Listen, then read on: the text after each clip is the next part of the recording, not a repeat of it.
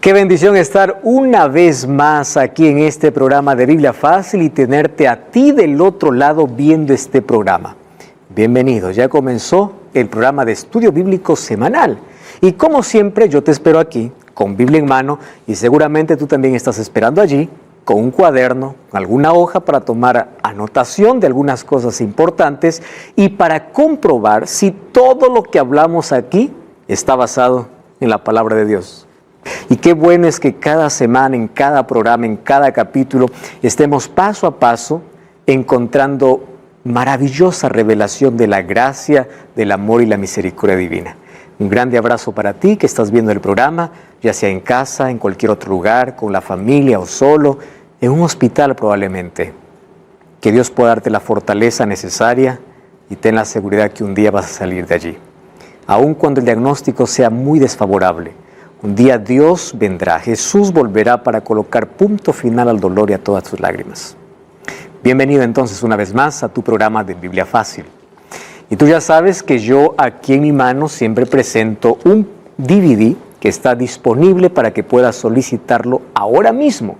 Tú que estás viendo este programa puedes solicitarlo a través de nuestro número de WhatsApp, que es el +5512 9810 1460. Un DVD que grabamos en Israel, donde está toda la temática que estamos aquí desarrollando en esta temporada, junto a 6 amigos que nos visitan de diferentes países. Así que ya sabes, solicítalo ahora mismo y obtén este material. Te recuerdo una vez más que es totalmente gratis. Muy bien, y estamos aquí junto a amigos que representan a diferentes países.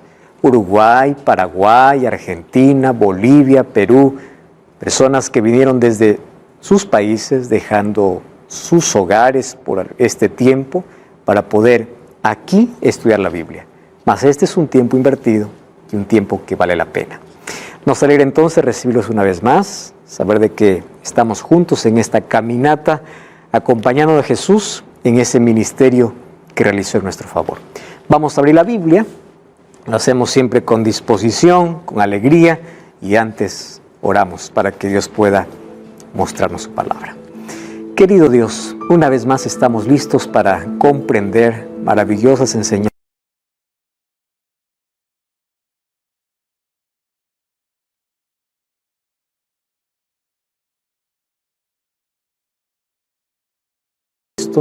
La mente dispuesta para poder aprender tu verdad. Tu palabra puedas colocarla en nuestro corazón y podamos hacer tu voluntad. Tu Santo Espíritu nos guíe en este estudio, abraza a las personas que están viendo este programa, derrama tu bendición sobre ellas. En el nombre de Jesús. Amén. Muy bien, amigos, hoy vamos a hablar acerca de un tema muy importante.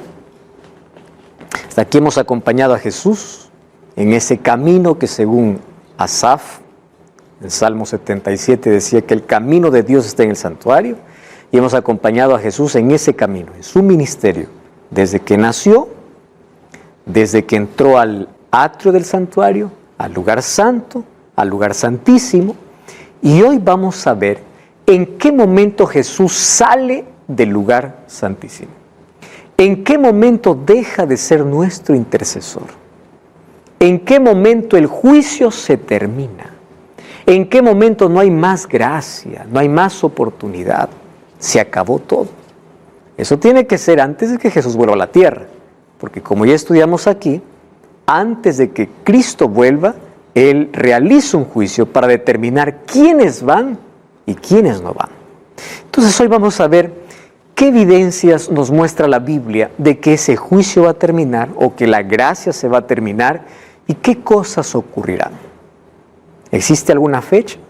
Vamos a ver si existe. Muy bien, vamos a hacer un breve repaso.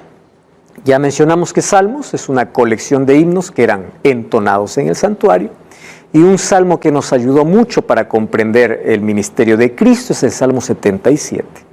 Salmo 77:13 dice: tu camino, oh Dios, está en el santuario. ¿Qué Dios tan grande como tú? Entonces el camino que recorrió Cristo estaba todo prefigurado en el santuario, ya sea a través de los muebles, de las fiestas o del ministerio y servicios que se realizaba en el santuario. Los muebles representaban, los muebles del atrio, a la primera venida de Jesús o al sacrificio de Jesús. Jesús, cuando entró al atrio, fue nuestro sacrificio. Cuando entró al lugar santo, fue nuestro sacerdote. Entonces, si el camino de Dios está en el santuario, ya acompañamos un poco de ese ministerio. Juan 1:14 dice que el Verbo se hizo carne y habitó entre nosotros. Vimos allí de cerca que esa palabra habitó viene del griego eskenosen, que es una palabra nueva, es un neologismo, una palabra nueva, que Juan coloca allí para decir que Jesús tabernaculó con nosotros. Jesús colocó su tienda con nosotros. Jesús acampó con la humanidad. Estuvo 30 años en el campamento y a la edad donde los sacerdotes iniciaban su ministerio, a esa edad entra al atrio y pasa por la fuente de agua que es representada ¿por qué? Por el bautismo. ¿Y en qué año Jesús fue bautizado? ¿Recuerdan que hay una profecía que ya vimos? Que Jesús fue ungido, como dice Daniel, o bautizado, en el año 27. ¿Cuántos años tenía Jesús cuando fue bautizado? 30 años. Parece que hay una discordancia, ¿no? ¿Cómo es que Jesús va a tener 30 y el año es 27? No cuadra. ¿Cómo es que Jesús va a tener 33 y muere en el año 31? Nosotros ya hablamos aquí un poquito del cambio de los calendarios, ¿verdad? El calendario hebreo, que es el calendario que la Biblia presenta. Hubo un calendario romano, que fue llamado el calendario juliano, porque fue Julio César quien hizo ese calendario. Y después hubo un calendario gregoriano, que es el nuestro, en el cual nosotros nos regimos. Sin embargo, nuestro calendario está contemplado que hay una división en la historia, antes de Cristo y después de Cristo. Entonces, ¿quién hizo esa división? ¿En qué momento el calendario o la fecha del calendario cambió? Resulta que en el siglo XII de nuestra era, que es la era cristiana, apareció un monje llamado Dionisio. Y fue Dionisio quien, haciendo los cálculos, colocó al año 0 cuando en Roma se estaba viviendo el año 753 de la fundación de Roma. Entonces él hizo todos los cálculos y dijo, bueno, Jesús pudo haber nacido en el año 753 de la fundación romana. Y al año 753 lo colocó el año 0. Para dividir la historia, el antes y después de Cristo. Solo que en su cálculo, que no fue correcto, después ya fue muy complicado nuevamente hacer la corrección, se quedó que Jesús nació justamente en el año 0. Solo que cuando Dionisio colocó el año 0, Jesús ya tendría 3 años. Jesús no nació en el año 753 de la fundación romana, sino en el año 750 aproximadamente de la fundación romana. Entonces, por eso que ahí está la diferencia o la incoherencia entre la edad de Jesús y el año del calendario. Pero cuando nosotros hacemos los cálculos correctos, Jesús fue bautizado en el año 27. ¿Y cómo sabemos que fue bautizado en el año 27? Para eso, miren, el libro de Lucas capítulo 3 nos ayuda a comprender mucho mejor. Lucas capítulo 3 nos narra la historia del bautismo de Jesús. Es un evangelio que presenta algunos detalles interesantes. Dice así, versículo 1, en el año 15 del imperio de Tiberio César, coloco una fecha, en el año 15 del imperio de Tiberio César, siendo gobernador de Judea Poncio Pilato y Herodes tetrarca de Galilea, su hermano Felipe tetrarca de Iturea y de la provincia de Traconite, y Lisanias, tetrarca de Abilinia, y empieza ya a contar. ¿Para qué? Para decir que Juan el Bautista está bautizando. Vamos al versículo 21. Aconteció que cuando todo el pueblo se bautizaba, también Jesús fue bautizado y orando se abrió el cielo. Entonces aquí nos coloca la fecha. ¿Cuál es la fecha que coloca Lucas? Dice, en el año 15 del imperio de Tiberio César. Entonces, cuando vamos a la historia, el año 15 de Tiberio César, ¿cuál era? Era el año 27. ¿Correcto? Entonces, esa divergencia entre la edad y el calendario fue por un error de colocar el año 0 como el año de nacimiento de Jesús, cuando Jesús ya tenía 3 años. Quien hizo ese cambio fue un monje llamado Dionisio en el siglo XII de nuestra era. ¿Correcto? Muy bien, Jesús se bautizó en el año 27 y murió en el año 31 cuando tenía 33 años. Jesús todavía tenía 33 años. Aún no había cumplido 34 años. Recuerdan que Jesús murió en el primer mes, Abib o Nisan, del año 31. Jesús todavía tenía 33 años. ¿Y después qué sucedió? Aquí Jesús, cuando muere en la cruz, era la representación o era la realidad de lo que los símbolos de sacrificio representaban, la muerte de un cordero en el altar de sacrificio. Jesús, cuando muere en la cruz del Calvario, Jesús está sellando o terminando el sistema de sacrificios. Entonces Jesús no solamente pasa por la fuente de agua, sino también va ¿para dónde? Para el altar de sacrificios.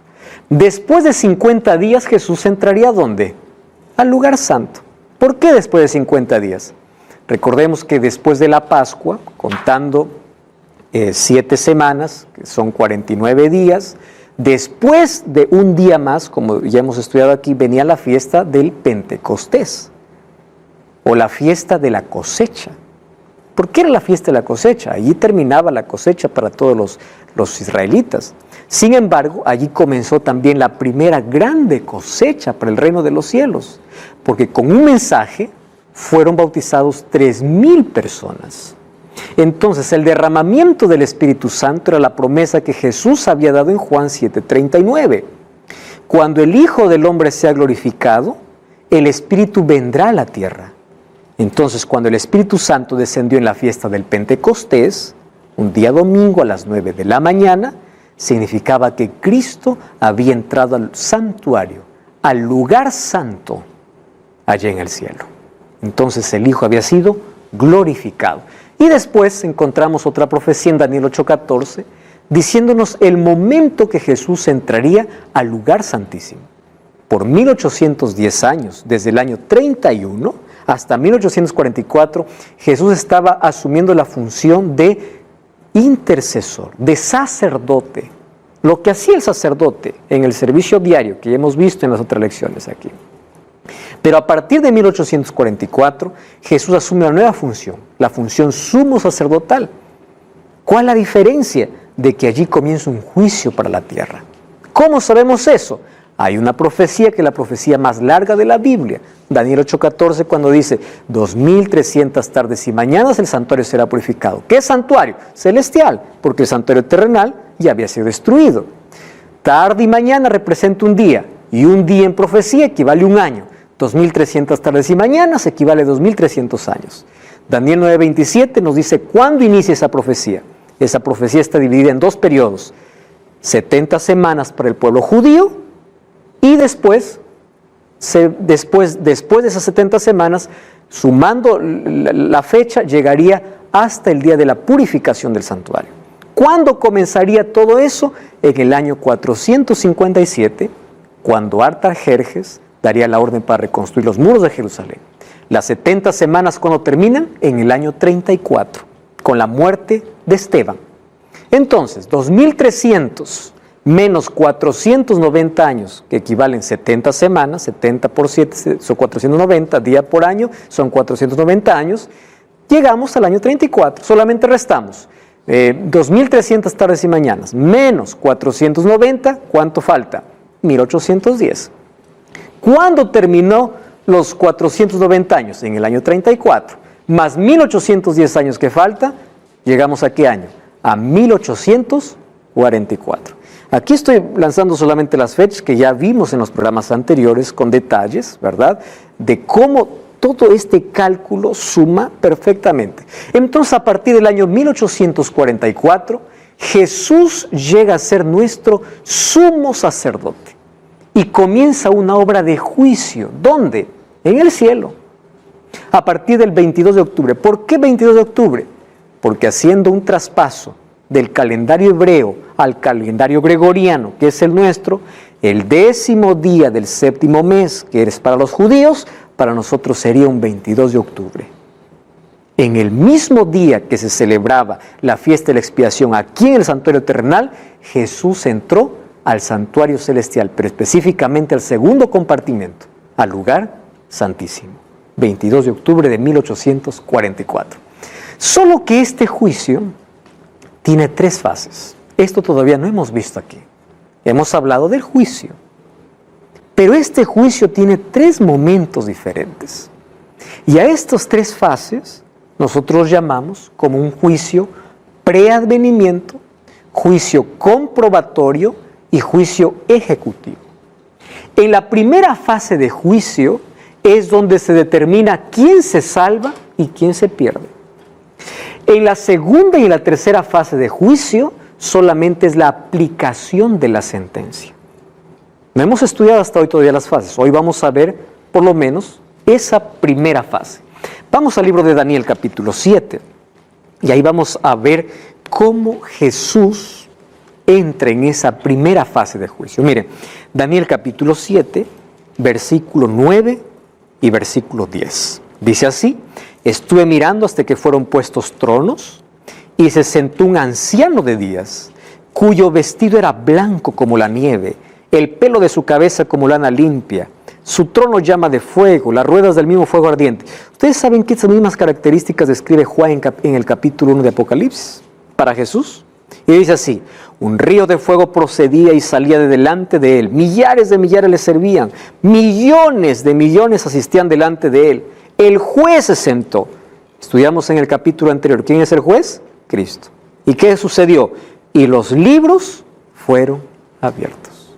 ¿Qué libros? Registros de nuestra vida. Entonces, el juez cuando se sienta, aquí comienza un juicio. Este juicio va a determinar quiénes van al cielo y quiénes no. Porque nadie irá al cielo y dirá: ¿qué hago aquí? No sabía que existe. El cielo es una elección. Y para tener acceso a la eternidad con Jesús tenemos que aceptar a Cristo. Él es nuestra salvación, Él es nuestra eternidad. Ahora, este juicio preadvenimiento es interesante comprenderlo a la luz de Apocalipsis 14, cuando dice: la hora de su juicio ha llegado. ¿Recuerdan ustedes en el programa anterior que hablamos solamente sobre ese término? La hora de su juicio llegó. Quiere decir, el juez se sentó. El juez se sentó.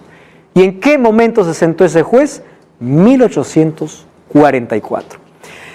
¿De qué está juzgando o qué cosas están siendo juzgadas en esta primera fase de juicio? Miren lo que Jesús mencionó. Mateo 12, 36 y 37. Demetrio, ¿tienes allí micrófono? ¿Puedes leer, por favor? Mas yo os digo que toda palabra ociosa que hablen los hombres, de ella darán cuenta en día del juicio, porque tus palabras serán justificados y tus palabras serán condenados. Muy bien, por tus palabras serás justificado y por tus palabras serás condenado. ¿Ustedes recuerdan que leímos lo que decía Malaquías capítulo 3? ¿Recuerdan o no? Versículo 16 en adelante. Dice: cuando ustedes se quejaban, ¿por qué el impío progresa? ¿De qué sirve servir a Dios? ¿De qué sirve guardar su ley? Yo los escuché. ¿Y dónde fueron registradas? En un libro. ¿Y qué cosa está diciendo aquí Jesús? De toda palabra ociosa que ven los hombres darán cuenta. Tengamos cuidado. Nuestras palabras hieren, destruyen o construyen o edifican. Nuestras palabras abren heridas o sanan. Hay violencia verbal, ¿verdad? Que a veces puede doler más incluso que la violencia física. Entonces, nuestras palabras incluso irán en contra de nosotros porque todas están siendo registradas. Ahora, no solo las palabras. Eclesiastés 12, 13 y 14 dice: el fin de todo el discurso oído es este: teme a Dios y guarda sus mandamientos. Esto es el todo del hombre, porque Dios traerá toda obra, es decir, lo que dices y lo que haces. Nuestras acciones están fielmente registradas. La Biblia habla de libros, porque eso era lo que los profetas veían y conocían, ¿no? Imagínate si a un profeta Dios le hubiese mostrado, una computadora, no hubiese podido escribir, porque no conocía. Entonces, Dios ilustró que eran libros, mas no sabemos en qué sistema, en qué material están siendo registrados todas nuestras acciones. El asunto es que nuestra vida está pasando todos los días en el tribunal divino. Lo que decimos y lo que hacemos. ¿Correcto? Dios traerá toda obra a juicio, sea buena o sea mala. Incluso las cosas que uno dice: nadie me ve, esto es secreto. No, toda cosa encubierta, porque no hay nada que escape a los ojos de Dios, ni de los testigos que son los ángeles. ¿Recuerdan que eso vimos? Que los ángeles ahora mismo están aquí con nosotros, nuestros ojos no nos permiten ver, pero ellos están registrando todo lo que hacemos, todo lo que hablamos, están llevando un fiel registro. Santiago 2, 10 y 12, ya leímos también ese texto, nos vamos a volver a leer, dice así: cualquiera que guardare toda la ley, pero ofendiere en un punto, se hace culpable de todos. ¿Qué ley está hablando? La ley de Dios. ¿Dónde está esa ley? En Éxodo 20. No, pastor, esa ley fue para el judío. ¿Cómo que para el judío? Miren lo que dice: el que dijo no cometerás adulterio, también dijo no matarás. ¿Dónde está eso? A ver, vamos a abrir la Biblia. Éxodo capítulo 20. Vamos a Éxodo. Aquí Santiago no está hablando de otra ley, está hablando de la ley de Dios. Éxodo capítulo 20. Vamos al versículo 14. 20, 14. O desde el versículo 13. Dice así: no matarás. ¿Qué dice el 14? No cometerás adulterio. ¿Qué cosa dice el título de ese capítulo? Los 10 mandamientos. Entonces Santiago dice, para que ustedes no confundan de qué ley estoy hablando, es la ley de Dios. Y dice: cualquiera que ofende en un punto se hace culpable de todos. El que dijo no cometerás adulterio también ha dicho no matarás. Está hablando, incluso está tomando 2 mandamientos de esa ley. ¿Y qué dice? Ahora, si no cometes adulterio, pero matas, ya te has hecho transgresor de la ley. Y así puede ser con cada mandamiento. No te harás escultura, guarda el día sábado, honra a tu padre y a tu madre. Todo eso forma parte de la ley de Dios. Ahora, ¿por qué? Miren lo que dice Santiago. Así hablad. ¿Recuerdan los versículos anteriores? ¿Por qué seremos juzgados? Palabras. ¿Y qué cosa decía Salomón? Acciones. Y Santiago junta las dos cosas. Dice: hablad y haced, como los que habéis de ser juzgados por la ley de la libertad. Satanás odia la ley de Dios, porque sabe que por ese código seremos juzgados. Cuando alguien me pone una multa de tránsito, tiene que decirme que hay una ley. Por ejemplo, yo paso el semáforo en rojo, hay una multa. ¿Por qué hay una multa? ¿Por qué hay un castigo? Porque yo rompí la ley. ¿Es así o no? Pero si no hay una ley, no hay juicio. Si no hay una ley, no hay pecado. ¿Comprenden la importancia de la ley? Entonces, en este juicio, el código por el cual seremos juzgados será la ley de Dios. Hay religiones cristianas que echan por tierra la ley de Dios. No quieren predicar la ley de Dios, no quieren observar la ley de Dios, no quieren obedecer la ley de Dios, porque ellos piensan que hay un conflicto entre la ley y la gracia. Ya les dije aquí, nadie se salva por guardar la ley. La ley es la evidencia, es el resultado de que la gracia de Cristo coloca mi vida en armonía con su voluntad. Aquel que guarda la ley para salvarse está perdido. Aquel que guarda la ley porque tiene un relacionamiento con Cristo y porque recibió su gracia, entonces está correcto. Es la evidencia. Y por eso seremos juzgados. Entonces, amigos, en esta primera fase hay un detalle que tenemos que ver. Es que quien entra primero a ser juzgado, ya dijimos, son los muertos, porque cuando uno muere, el destino está definido. Pero en esta primera fase entran los que dicen ser creyentes. Entonces tú aceptas a Cristo, la Biblia dice, el que cree se salva. Ah, muy bien, entonces todo el mundo se salva porque cree. No, no, no. Vamos a analizar si todo creyente realmente cree. Por eso es necesario un juicio. Porque yo puedo decir creo en Jesús y vivo como quiero. Yo puedo decir adoro a Jesús, pero no hago lo que la palabra de Dios dice. Vamos a analizar si realmente eres creyente. Entonces, miren lo que dice 1 Pedro 4, 17 y 18. Griselda, ¿puede leer el texto, por favor? Porque el tiempo de que el juicio comience por las cosas de Dios, por la casa de Dios. Por la casa de Dios. Y si primero comienza por nosotros, ¿cuál será el fin de aquellos que no obedecen al Evangelio de Dios? Uh-huh. Y si el justo con dificultad se salva, ¿en dónde aparecerá el impío y el pecador? ¿Ustedes comprendieron lo que dice este texto? Es necesario que el juicio comience ¿por dónde? Por los creyentes, la casa de Dios. Y si comienza por nosotros, ¿qué será de aquellos? Dice. ¿Por qué? Porque ellos tendrán su parte en otro juicio.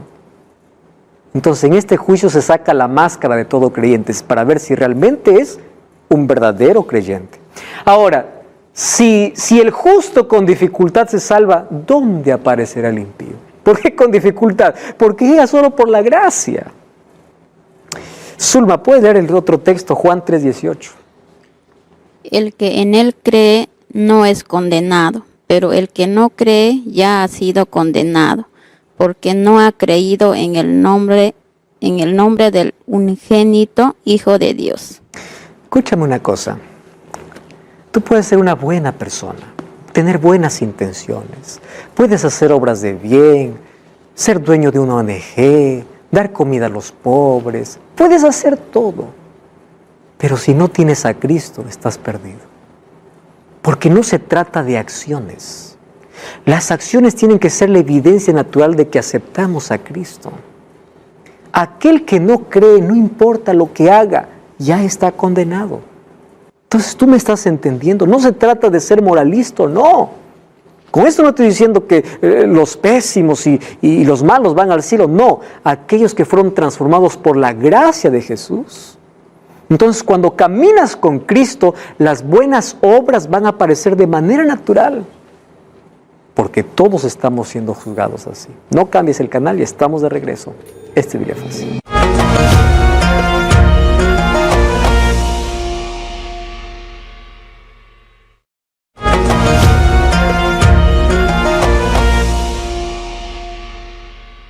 Y estamos de regreso. Esto es Biblia Fácil. Qué alegría que puedas estar junto a nosotros estudiando la Biblia. Una vez más, nuestra gratitud a Dios por permitirnos, como a través de la tecnología, los medios de comunicación, podamos llegar con este mensaje a toda persona. Allí en el hotel donde estás viendo este programa, en la casa, en el hospital, en cualquier lugar. Qué bueno es que dediques este tiempo para poder abrir la palabra de Dios y conocer el plan de salvación.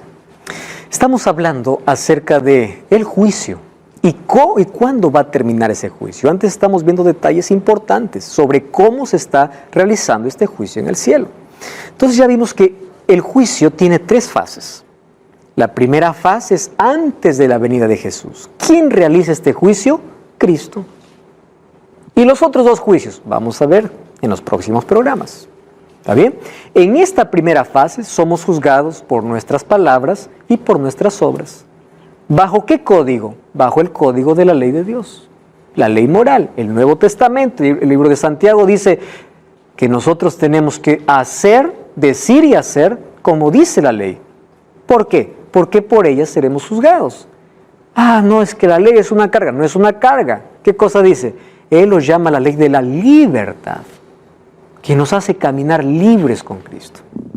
Ahora, ese juicio comienza por la casa de Dios, es decir, por todo aquel que dice ser creyente. Por allí comienza. Y Juan 3:18 dice que el que no cree ya ha sido condenado. Porque no cree. Los falsos creyentes serán eliminados. La fe de los genuinos creyentes y su unión con Cristo será reafirmado ante el universo y los registros de sus pecados serán borrados. Entonces, en esta primera fase de juicio, que dice ser creyente, ahí está siendo analizado su vida. Y el que no es creyente, el que dice no creer en Dios, él ya eligió su destino. Correcto. Pero aún así hay registros de todos en el cielo. Vamos a ver en qué momento se van a ver los registros de aquellos que no fueron creyentes. Entonces, en esta primera fase, cuando Cristo salga ya del lugar santísimo, todos los archivos de los creyentes sinceros, de los que han hecho la voluntad de Dios, serán esos archivos eliminados. El santuario será totalmente purificado. No habrá más registro. Pero de no todos los registros están eliminados, porque finalmente Cristo terminará con el pecado cuando termine con Satanás, con los pecadores, es decir, con aquellos que eligieron su suerte con él. Eso lo veremos en las otras fases de juicio. Muy bien, ¿cuándo Jesús sale del santuario? Vamos al libro de Apocalipsis capítulo 3. Miren lo que dice Apocalipsis, último libro de la Biblia. Apocalipsis capítulo 3, vamos a leer versículo 7. Dice el ángel, escribe el ángel de la iglesia en Filadelfia, esto dice el santo, el verdadero, el que tiene la llave de David. Miren lo que dice, el que abre y ninguno cierra, y el que cierra y ninguno abre. Presten atención, llave significa autoridad. ¿Quién es el santo, el que tiene la llave? Cristo. Cuando Él abre, no hay ser humano que pueda cerrar. Jesús dijo, el que viene a mí no lo echo fuera. Por más que alguien te impida, por más que alguien te agarre, por más que haya circunstancias, vienes a mí, no te echo fuera. Pero cuando se cierra, nadie abre. Entonces, ese momento cuando Jesús sale del santuario, nosotros conocemos como el momento del cierre de la puerta de la gracia. No existe en la Biblia en ningún momento un término que diga la puerta de la gracia se cerró. Pero sí existe el concepto del cierre de la gracia. ¿Cómo? Vamos a Mateo capítulo 25. Mateo 25 es una parábola muy conocida. Parábola de las 10 vírgenes. Ustedes han escuchado probablemente alguna vez. Y allí dice, el reino de los cielos será semejante a 10 vírgenes que tomando sus lámparas salieron a recibir al esposo. 5 eran prudentes y 5 insensatas. Ojo, todos eran creyentes, porque todos esperan al esposo. ¿El esposo quién es? Cristo. ¿Correcto? Las prudentes tomaron aceite juntamente con sus lámparas, se tardó el esposo, cabecearon todas, se durmieron. A la medianoche se oyó un clamor, aquí viene el esposo, salid a recibirle. Entonces todas aquellas vírgenes que se levantaron y arreglaron sus lámparas. Las insensatas dijeron a las prudentes, danos de vuestro aceite porque nuestras lámparas se apagan. Las prudentes respondieron, para que no nos falte a nosotros ni a vosotras, id a las que venden, comprad y luego venid. Pero mientras ellas iban, vino el esposo, las que estaban preparadas entraron a las bodas, ¿y qué cosa dice allí? Se cerró la puerta. ¿Qué sucede cuando se cierra la puerta? Vinieron también las otras vírgenes diciendo, Señor, ábrenos. Y él respondiendo dijo, de cierto os digo, no os conozco. ¿Las 10 estaban esperando, sí o no? ¿Cuál es la diferencia? Aceite. ¿Qué representa el aceite en la vida o en la Biblia? El Espíritu Santo. Hay personas que solamente tienen la lámpara, pero no tienen el Espíritu. ¿Cuál es la evidencia del Espíritu en la vida? El fruto del Espíritu. Eso ya hablamos aquí. No es el don del Espíritu, es el fruto. ¿Y cuál es el fruto del Espíritu? Amor, gozo, paz, paciencia, benignidad, bondad, fe, mansedumbre y templanza, como dice Gálatas capítulo 5. Es la evidencia. Entonces, un creyente, miren, sincero, fiel y honesto, hace la voluntad de Dios y tiene el fruto del Espíritu. Ama a Dios, todo es resultado del amor. Guarda la ley por amor. Por eso Jesús dice, si me amáis, guardad mis mandamientos. Resultado del amor. Nada de lo que hagas por Cristo sin amor tiene sentido. El amor es el fruto del Espíritu. Y los que entran, dice, a la fiesta, ¿quiénes son? Aquellos que tuvieron aceite y lámparas, palabra y espíritu. Y la puerta se cerró. Qué triste, ¿verdad? Ahora, miren lo que dice la Biblia sobre esta puerta cerrada. Apocalipsis 22:11 dice, el que es injusto, sea injusto. Un momento en el cielo se escuchará esta orden. El que es inmundo, siga inmundo. El que es justo, practique la justicia. El que es santo, siga santo. Quiere decir que en un momento de la historia llegará que el perdido no podrá salvarse y el salvo no podrá perderse. ¿Qué momento es ese? Cuando Jesús deje de ser intercesor, salga del santuario y todo se haya cerrado. Se acabó. ¿Cuándo ocurre eso? Antes de la venida de Jesús. Por allí hay una creencia dispensacionalista, que es una creencia absurda. Dicen, no, los seres humanos tendrán oportunidad porque Cristo va a venir, va a robar a su pueblo, el arrebatamiento secreto. Después aquí van a haber 7 años junto con el anticristo de oportunidad y después nuevamente va a volver Jesús por aquellos que se arrepintieron después. ¿Dónde está eso en la Biblia? La única oportunidad de salvación es antes que Cristo salga del santuario.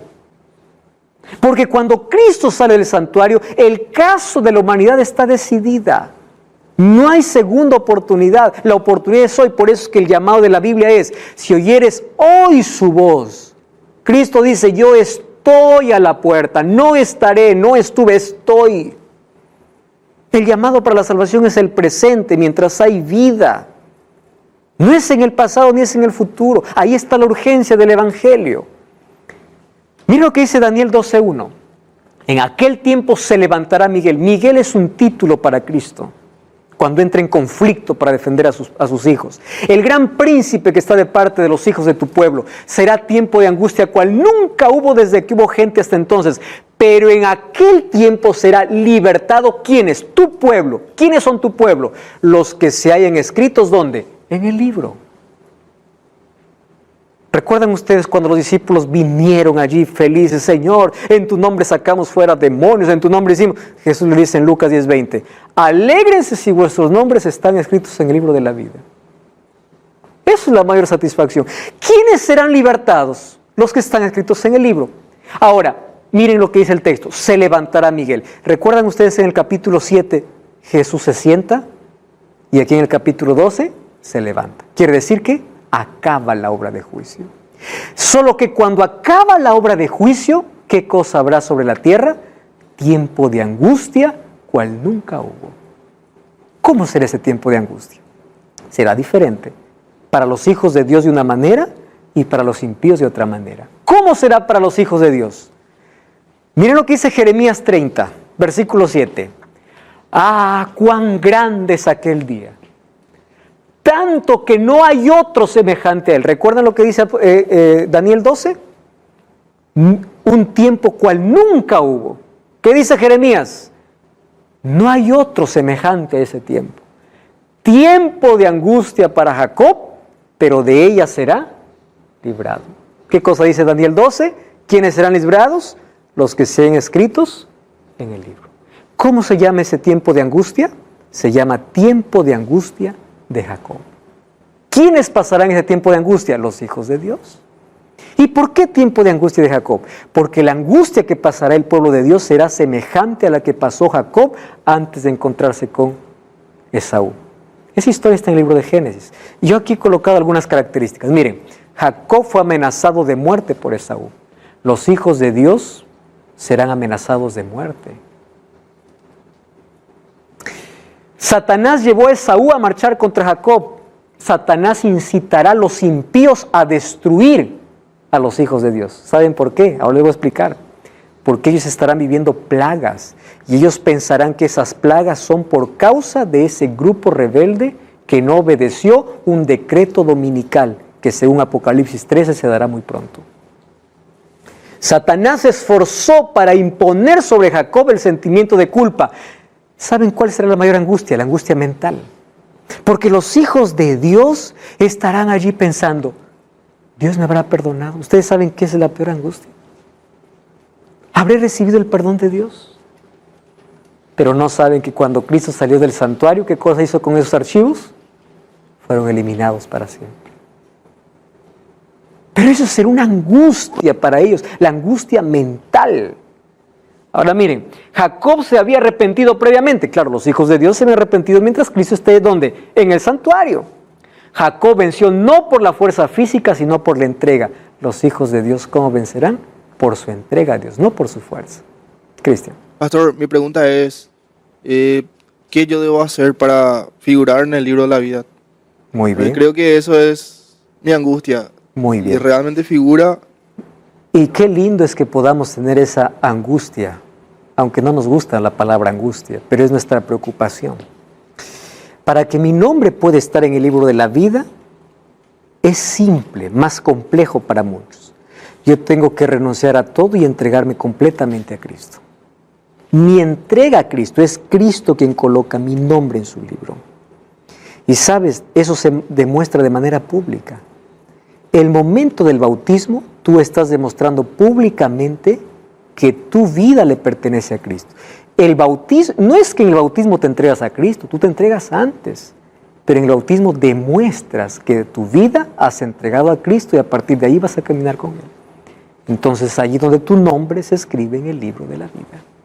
Y el asunto es mantener nuestro nombre allí. ¿Cómo permanece nuestro nombre allí? Porque un momento puede salir cuando siempre caminamos al lado de Jesús. ¿Correcto? Muy bien. Los hijos de Dios tendrán tiempo de angustia. ¿Y los impíos? Miren lo que dice Apocalipsis 15:8. El templo se llenó de humo. ¿Recuerdan qué es el templo? En la Biblia el santuario. Subimos en la primera lección aquí. Templo, santuario, tabernáculo son sinónimos. El santuario se llenó de humo por la gloria de Dios y por su poder. Nadie podía entrar en el templo hasta que se hubiesen cumplido las 7 plagas de los 7 ángeles. Es decir, las 7 plagas no tocarán a los hijos de Dios. ¿A quiénes tocarán? Aquellos que no hicieron de Jesús su abogado en el juicio. Aquellos que están perdidos. Si ustedes revisan Apocalipsis 16, es triste. El sol, dice, quemará mucho más, 7 veces más, arderá, el agua se convertirá en sangre, habrá una enfermedad que nadie podrá tratar. Hoy mismo tenemos ya epidemias y pandemias que asustan a la gente. Imagínense cuando sea una plaga venida desde el cielo. Esa angustia será triste. Y cuando van a Apocalipsis 16, dice que la gente no se arrepintió. ¿Por qué creen que no se arrepintió? Porque el Espíritu Santo ya no más trabaja en el corazón de las personas. ¿Qué cosa nos lleva al arrepentimiento? El Espíritu Santo. Sin el Espíritu Santo no hay arrepentimiento. Entonces, cuando el Espíritu Santo deja de interceder, ¿quién más se puede arrepentir? Nadie más. Por eso, mientras hoy el Evangelio es predicado, significa que el Espíritu Santo sigue actuando, sigue llamándote, pero un día el Evangelio nunca más será predicado. El Espíritu Santo nunca más llamará al corazón. ¿Por qué? Porque Cristo habrá dejado de ser nuestro abogado y saldrá para dar la recompensa a cada uno. Amigos, ¿cuándo se termina el tiempo de gracia? No lo sabemos. No lo sabemos. ¿Cuándo Jesús sale del santuario? No lo sabemos. Pero yo les quiero decir con seguridad que hay 3 momentos en los cuales la gracia se termina. ¿Saben cuál es el primer momento? La muerte. Se termina la gracia. No hay gracia para un muerto. La gracia es para el vivo. Ustedes saben que cada 12 segundos una persona muere. ¿Saben qué cosa es lo trágico de la muerte? Es que todos sabemos que vamos a morir, pero nadie sabe cuándo. Un enfermo puede vivir más que un sano, porque una enfermedad no significa que estás muriendo. Hay personas que hoy se levantaron, dijeron hasta la noche y nunca más volverán. Personas que anoche dijeron hasta mañana y nunca más despertaron. Lo triste de la muerte es que nadie sabe quién es el próximo. Cuando una persona muere, su destino está sellado. ¿Qué lecciones hiciste en vida? Analicemos la vida. ¿Cuál es un segundo momento? Cuando vamos al libro de Mateo capítulo 12, miren lo que dice el versículo 31 y versículo 32. 12:31. Allí dice, por tanto os digo, todo pecado y blasfemia será perdonado a los hombres, mas la blasfemia contra el Espíritu Santo no le será perdonada. Cualquiera que dijera alguna palabra contra el Hijo del Hombre le será perdonado, pero el que hable contra el Espíritu Santo no le será perdonado ni en este siglo ni en el venidero. ¿Qué significa pecar contra el Espíritu Santo? Cuando uno rechaza constantemente la voz del Espíritu, ustedes lo van a experimentar en la vida. Cada vez que ustedes rechazan la voz del Espíritu, el ser humano va perdiendo sensibilidad. Si yo predico a niños, 8, 10 años, les digo, Jesús murió por ustedes, ¿quieren aceptar a Jesús? Todos aceptan. Yo hablo ese mismo mensaje a un grupo de 30, 40, 50 años, ¿quieren aceptar a Jesús? Lo piensan. ¿Por qué? En la medida que el ser humano fue creciendo, fue rechazando la voz del Espíritu, el corazón se va endureciendo. ¿Qué significa el corazón se va endureciendo? La mente se va cerrando. Hasta que llega un momento en que el Espíritu ya no puede hacer nada. Tú ya no escuchas más. Entonces, como no escuchas más la voz de Dios, no tiene necesidad de arrepentimiento. Y si no tiene necesidad de arrepentimiento, no hay más perdón. Es pecado contra el Espíritu Santo. Qué peligroso es oír la voz de Dios y no responder. ¡Qué peligroso! Amigos, el final de la historia será gloriosa o dolorosa. Eso depende de cada uno. Muchos en ese día dirán, caed peña sobre nosotros y escondenos de aquel que viene. ¿Por qué dice escondenos de aquel que viene? Porque saben que aquel que viene siempre los llamó, pero ellos siempre lo rechazaron. Pero para otros el final será glorioso. La venida de Jesús es el momento más glorioso de la historia. Todos soñamos con ese gran día. Eso va a suceder, queramos o no, estemos preparados o no. Eso va a acontecer. Entonces, aquí viene la invitación. Jesús hoy te está llamando porque hoy estás vivo. Hoy despertaste. Hoy estás viendo este mensaje. Hoy estás teniendo el privilegio y la oportunidad de escuchar suavemente la voz de Dios. Solo déjame decirte algo. ¿Hace cuánto tiempo estás postergando la decisión de entregar tu vida a Jesús? ¿Por qué todavía no lo has hecho? ¿Hace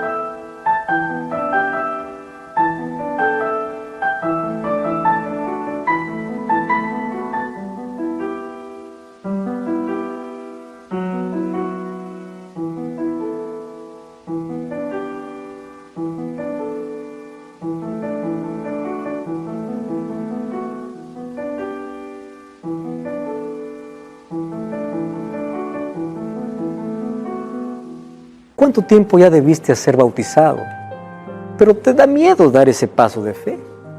Tú sabes que tienes que aceptar a Cristo, tú sabes que tienes que pasar por la experiencia del bautismo, tú sabes que necesita que tu nombre esté en el libro de la vida. ¿Y por qué estás postergando? Ah, no, pastor, todavía mañana. Mañana. Tú tienes seguridad que mañana, el mañana está seguro para ti. Cuando yo voy por el cementerio veo muchas cruces. Al pie de cada cruz no solamente está el polvo de alguien que una vez fue una persona. Hay muchas decisiones postergadas de gente que dijeron mañana, próximo año, próximo mes. Por eso Hebreos 3:15 dice, si oyeres hoy su voz, y hoy tú estás escuchando la voz de Dios, hoy. Si oyeres hoy su voz, no endurezcáis vuestros corazones. En el nombre de Dios te voy a invitar a dar un paso de fe. Tú que todavía no eres bautizado, estás estudiando la Biblia, tome esa decisión. Yo voy a venir a desafiarte en el nombre de Dios para que tu nombre se escriba en el libro de la vida. Y si estás preparado para tomar esa decisión, ¡qué bendición! La fidelidad es el resultado del amor. ¿Tú quieres ser fiel a la palabra de Dios, a las cosas que ya conoces? Entonces decide. Jesús dice, hoy he puesto delante de ti dos caminos. Yo no te voy a obligar, tú vas a decidir. Y Satanás viene allí colocando trampas, diciendo, no te preocupes, todavía disfruta la vida, todavía, vive como quieras, y te conduce por el camino de muerte. Y el Espíritu Santo te sigue llamando, ven, este es el camino de vida, y tú sigues postergando. Tú dices después, hasta que un día llega la muerte, se acabó. Se acabó. O Jesús sale del lugar santísimo, como nadie sabe, la gracia se terminó.